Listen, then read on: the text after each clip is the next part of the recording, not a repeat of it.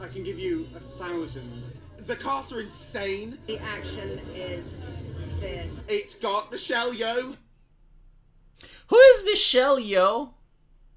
Does anyone know? Like, probably a famous actor, I guess, but I mean, they're actors. We're in 2022. No one knows who actors are anymore. Unless you're like a famous actor from the old days, like Sylvester Stallone, Arnold Schwarzenegger. I do not know these people. If it was a VTuber, though, I would have no. Like, if it was Gargura, you know, like that would have been a selling point. Like, why should you watch The Witcher? It has Gargura. I'm like, okay, gonna watch it. Who is, I mean, you already know that, but she's just incredible. I literally do not know who she is.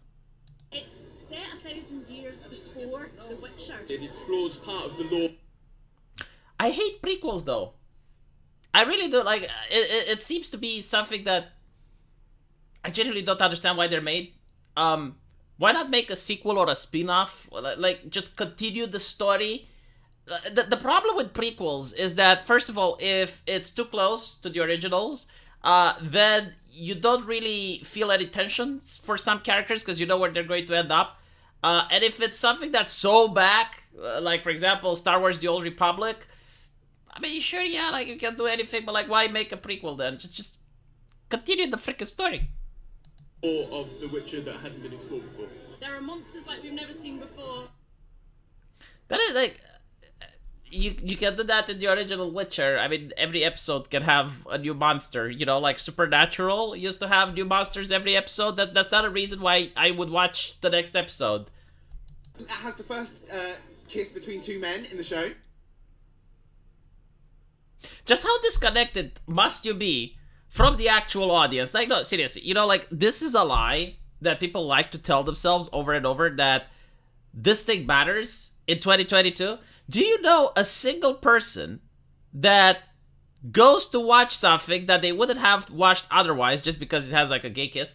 I mean, it's like telling me, again, it's 2022, right? It's like telling me you should watch this movie. Why? It has a kiss between a man and a woman in it. And I would be like, what? Again, like, there have been shows where two men kiss. I genuinely do not understand how you think this is a selling point. Like, a good reason. And we're talking about Netflix, right? Like, we're not talking about a movie that's going to be sold in China or anything like that. It's not controversial. It's on Netflix. The costumes are divine. The makeup, the hair. Bon appetit. There's a deaf sign language using character. It's a show that's made with so much love, and that's really fun. So, nothing about the story, right? Nothing, you know, like, it's an exciting story. The thing is, like, if you were to ask me, like, why you should watch The Matrix, I would say, you know, back then, I would say, well, the special effects are something that has never been seen before in cinema. I mean, the fact that they have bullet time, it's a philosophical movie that really gets you to think. It's got a lot of cool action scenes and suspense. Right, like, you would focus on the story. You wouldn't say, oh yeah, well, there's a woman riding a bike, and at one point they kiss, and they have like really nice costumes. And by the way, like, this actually reminds me, speaking with a Ubisoft developer a couple of months ago, and he told me that at his company people are demoralized completely. I mean, they don't think that they're capable of making a good game anymore. And what they're saying is like, well, we probably can't make a good game, but at least we can make one that's pretty. And this is literally what is happening here. It's like, well, you know, I don't think we actually captured the essence of The Witcher, but at least it's pretty. You know, it's got some monsters you've never seen before, and it's got some special. It's got some costumes that are beautiful, and well, I guess, you know, there's a lady that does sign language. I mean, wow, isn't that how The Witcher cat spells though? Like, you know, he does the Ard sign, and telekinesis comes out. Like, these people, it shocks me just how disconnected they are from the actual people watching the shows.